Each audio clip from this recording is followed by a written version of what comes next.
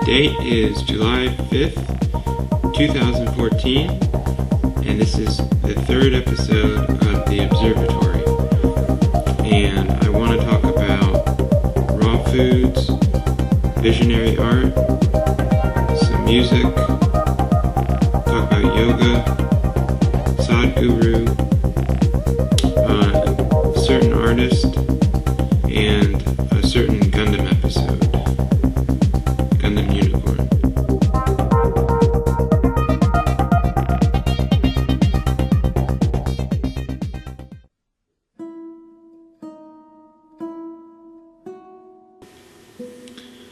Okay, this is the raw food segment. I want to talk a little bit about raw foods. Raw foods is what I'm mostly going for when I eat. I'd say I have a diet that consists of juicing once a day, eating a raw food meal, and then eating a vegetarian meal. So 2 out of 3 meals a day are raw foods. Raw food, holy trinity, that I consider the 3 foods most important for just having around and eating would be bananas, dates, and avocados. If I can always have those 3 around, then I feel pretty good about having something to eat in terms of a raw food meal.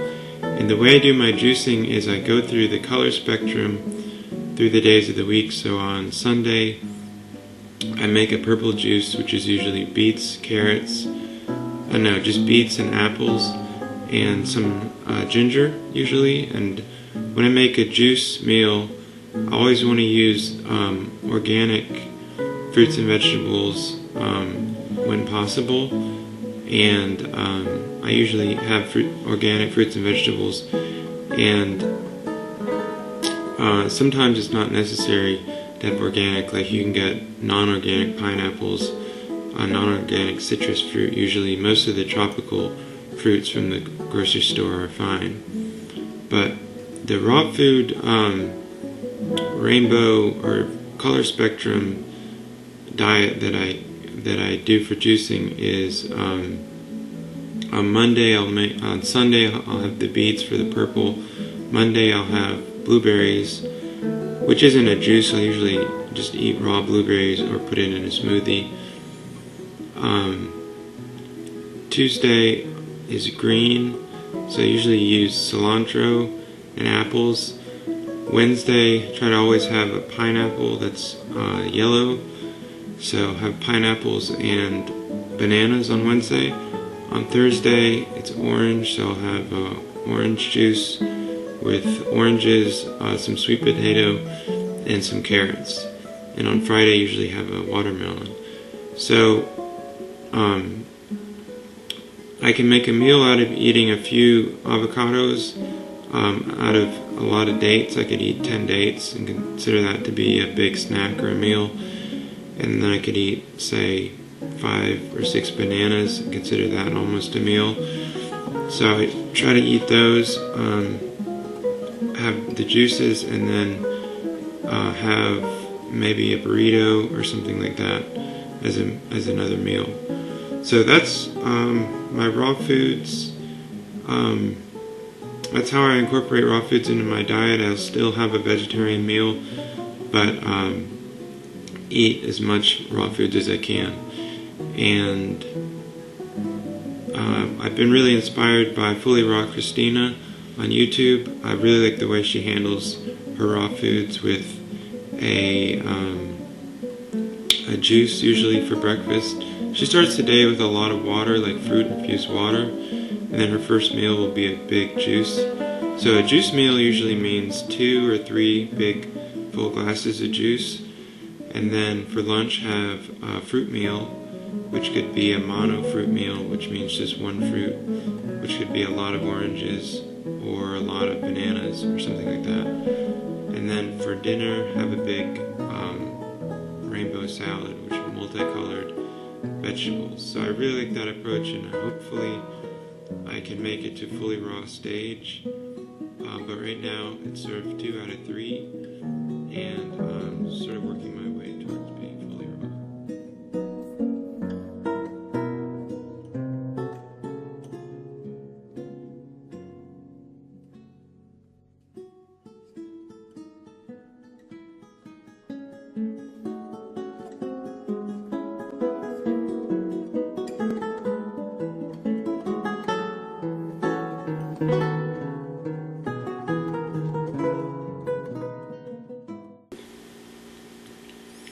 Okay, in this segment I want to talk about my yoga sequence. Many people think of yoga, they think of the poses and the postures, and that's a segment of yoga, that's only a portion of yoga. Yoga is considered an 8-limbed tree, so there's 8 segments, and what we think of mostly here in the West as the poses are called asanas, which is related to the term sane, A-S-A-N-A, so asana is related to the sane, sanity. So it's a posture, and it's meant for strengthening the bones, strengthening the bodies, increasing balance, and increasing flexibility. So it's not meant to heal any disease necessarily, but it can be good for just generating some energy and just giving a general workout. Sort of designed for people who are meditators, so that they aren't just sitting all the time, that they get some exercise so their body stays in shape as they spend most of their time meditating. So meditation is actually the foundation of yoga, sitting and sort of going into the essence of yourself and observing the inside. And I've been working with meditation for a while, and I have to say the best thing to do with meditation is to come up with a daily routine, because if you can do it every day, it might be hard at first, and it might feel hard and just like you don't want to do it at first, but once you go a few days, then you get momentum, and then every time you sit, it's really enjoyable. So you'll probably not want to stop once you get good at it, and that can just take a few days of getting through barriers of impatience and just not wanting to sit.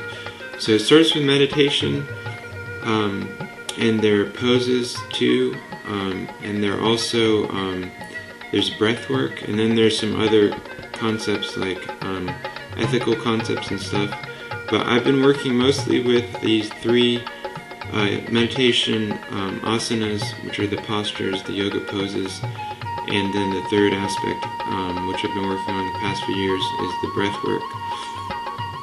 So with meditation, I can usually do about an hour a day, first thing in the morning, without too much of a problem. As long as I can do it every day, I look forward to it. The postures, I tend to do that every day as well. I might take Saturday off or something like that. And that takes about 20 minutes, usually 20 to 30 minutes, depending on how long I hold each pose. And then the breath work, I can do sometimes about half an hour to an hour. So I have been doing it like that, where I would do meditation, and then I would do some breath work, and then I do my yoga pose routine. And I heard recently that it's the sequence that I've changed up and have been doing recently that I really enjoy is I'll meditate, I'll do the yoga sequence, posture sequence, and then I will do the breath work. And I also do this in 3 segments, so I might meditate for about 20 minutes or half an hour, or as long as I want, but not too long usually. And then I will do about a third of my yoga routine, and expend some energy doing the postures. And then I'll do a third of my Pranayama, which is the Kapalbhati. And then go back to meditation for a little while, do the second third of my yoga posture routine, do a different Anulom Viloma pranayama, and then go back to meditation for the third time, do the last third of my yoga sequence, asana sequence, and then do a Kundalini pineal gland kriya, which is a pineal gland workout, which is basically using breath of fire in a few different postures with the intent of raising energy and opening the third eye. I've been really happy with this because it breaks up the routine into different segments rather than 3 big chunks. It kind of interweaves these 3 different things, and it's been working really well for me. So if you're interested in these yoga sequences, I'd recommend breaking it up into segments, and I'm still working on trying to do this multiple times throughout the day. I usually just do it in the morning, but I definitely feel like it would be good to do some yoga in the afternoon and the evening as well. So I really like to do that, but that's sort of in the future for me. It's been a long time just building up to where I'm at. So yeah, that's what I'm doing now, and I hope it can help you.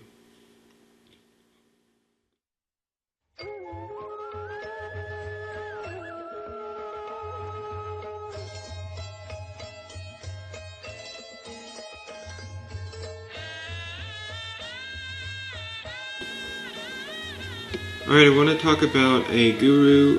His name is Sadhguru, and he's in Tamil Nadu, or he comes from Tamil Nadu, and I think the designation Sadhguru means that he's an uneducated guru, which means he received no formal training or education. And I've read his book, Mystic Musings, and I've been really interested in a lot of what he has to say on YouTube clips. I know he has a special affinity with cobras, and he has a thing where he'll take in cobra venom as sort of, cobra venom can be, how to say it, it can provide some kind of, it's almost like a drug, which can provide some kind of insight for people who know how to take it. So I feel like he's connected to that energy, and the way he answers questions is not in any way I would expect, but always makes a lot of sense. So I feel like I have something to learn from his response. I think someone was asking him, a lot of gurus get asked a lot of standard questions like, what do you think about alcohol, or something like that. And so I looked up, I think one of his questions about alcohol, and it said, his response wasn't, you don't want to try to cure somebody's alcoholism, but rather you want to raise their awareness. So he brought it to the issue was awareness, not the substance. And I think, that was a really good, insightful answer, because when people have awareness of what something that might be considered positive or negative is doing, it's more important that they have that awareness, because they can't change without the awareness. If you just tell them it's bad, then it's not really helping, or if you just take it away. But if they know, what it's doing to them, and they have more awareness, then that's really the solution to, what might be considered a problem. So, yeah, that's one example of the type of response he gives. He built this huge lingam, which is in India they worship lingams, I think you could say they worship them, or they create them for their energetic power. Basically, the way the temples in India work are not the way the churches in the Western world work, where in church we build a temple, which is a church, to go and praise God and sing songs and have a community, a spiritual community. In India, the temples are more of, they're made a certain way to create a certain energy field. So they're almost more like hospitals, but they're still spiritual centers. You go there to tune into a certain energy, and it's not the same as a Western church.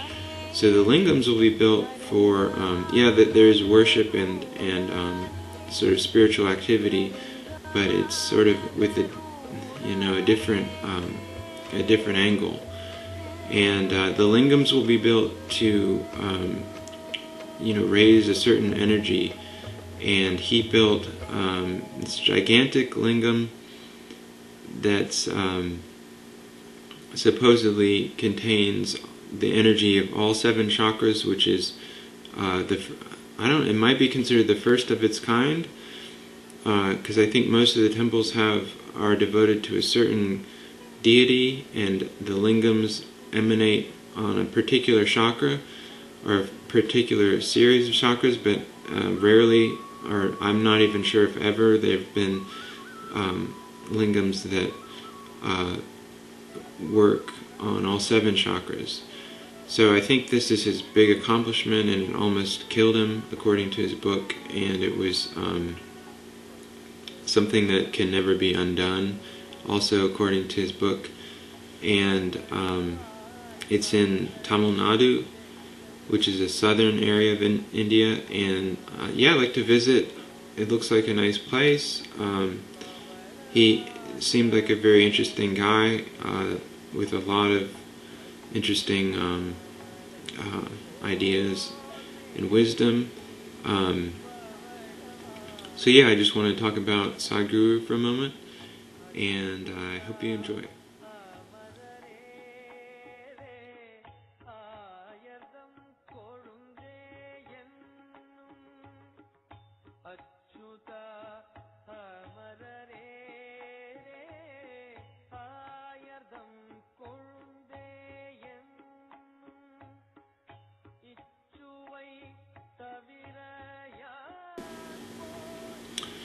Okay, in this segment I just wanted to talk about an artist. Her name is Donovan, and I recently found out about her. Someone I know had been traveling in New York, and they sent some pictures, or they had taken some pictures and put it on their blog, and one of the artists was Donovan. I really like her installations and her ideas, her technical skills, and just like seeing her work. So I wanted to mention her as an artist. I haven't been up to New York too recently, but every time I go I try to visit the Standards, the MoMA, the Whitney, the Guggenheim, and the Met, and then go to all the galleries. There's a lot of good galleries in Chelsea and in other various areas, but it's always worth checking into because there's a lot of stuff that's really amazing. So yeah, Donovan, I'll show some of her art up here.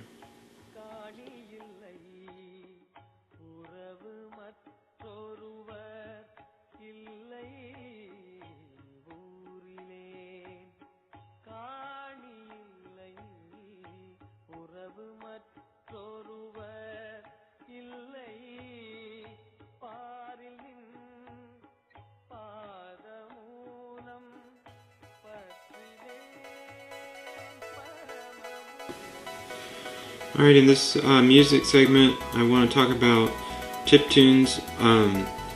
Chiptunes are music that sounds like video game music because it's made in the same way video game music is made. It's using a program called a tracker, and the tracker scrolls down, and you can type in the letters, the notes, and give it information for which note to play. The sample, which is going to be the sound that plays, it's usually going to sound like an electronic beeping sound, or it could be a drum sound, and then for what note it's going to play for how long. So it's sort of a unique configuration of the program, and it results in this this video game sound, which to me is really interesting. Just purely for the way that the program that makes the music is set up, and a lot of music is really good. There's a lot of annoying chip tunes, but I think it's good with music to always expand musical boundaries, and even if some genre might seem annoying at first, there's so much music out there that you'll really find something amazing as long as you dig deep into it and explore a lot of the different sounds and a lot of different songs. So I've found a lot of good chiptune music that I like, and a lot of good chiptune artists, and I've worked on some of my own chiptunes. So yeah, I just wanted to talk about chiptunes a little bit there.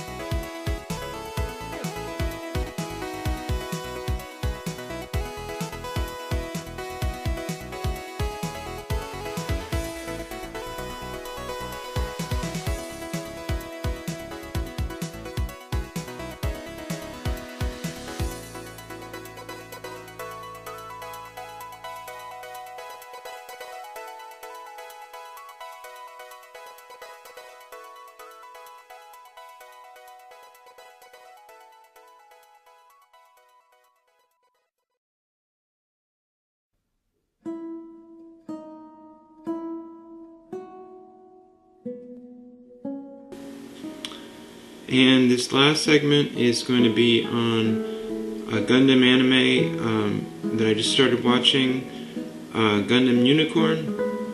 I got a Gundam Unicorn Gunpla, and I've been making it, so I decided I would watch the full Gundam Unicorn anime, and it's really amazing. I had seen episodes 1 and 2 before, but I hadn't finished it. Just got sidetracked, and so I just finished watching. I watched 1 and 2 over again last night, and I just started watching episode 3. In my opinion, it's mind-blowing. It's just awesome. It's an awesome anime. And so I've got my Gundam about half finished, and I think there's 7 full episodes, so I'm going to watch the rest of the Gundam Unicorn episodes. And if there's anybody who liked, Transformers or Thundercats back in the 80s, you should check out Gundam. It's that, cell animation. There might be some computer animation mixed in, but it's mostly that old school cell animation with amazing designs and amazing Gundam. And so if you're interested, definitely check it out.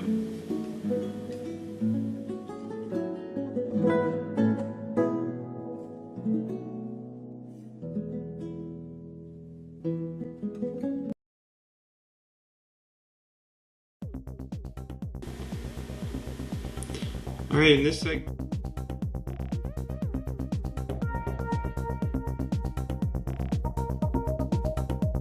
I want to talk about art. Visionary art is the style of art that I would say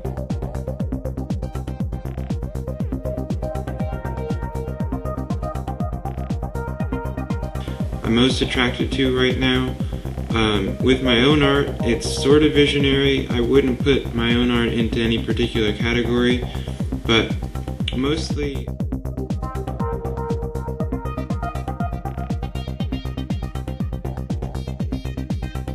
I would say I tend to want to make art that's spiritual and futuristic looking and sort of technological, and it's my just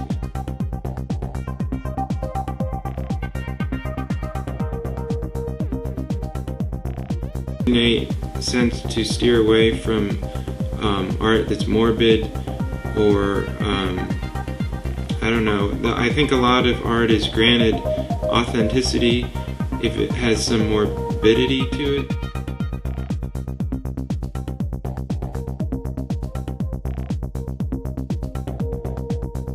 It deals with death and decay and things like that. And while those are powerful images and create visceral reactions,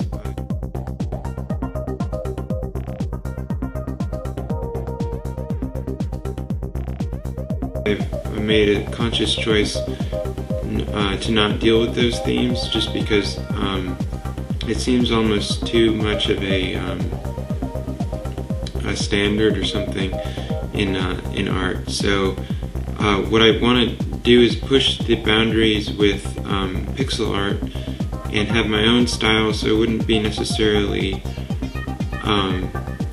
categorized in any way, but a lot of the visionary art,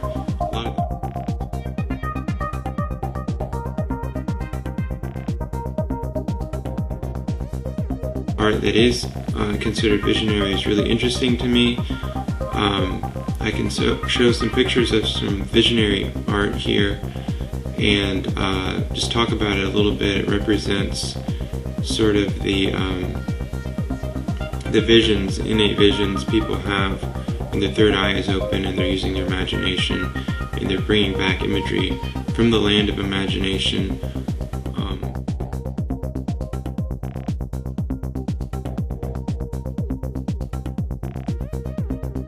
From the land of some kind of inspiration, and you'll see some what might be considered visionary art in indigenous art, and the indigenous art is a lot of what inspires me, because just noticing the differences between the indigenous art and the Western art of the modern Western world.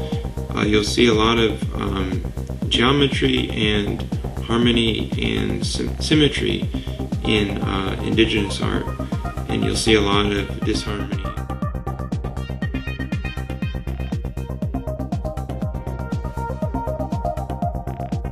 A lot of this kind of messy shapes, I guess, in Western art, and there's nothing wrong with that. It's just my own personal choice to focus on what I consider to be inspired by the indigenous art and some shamanic art.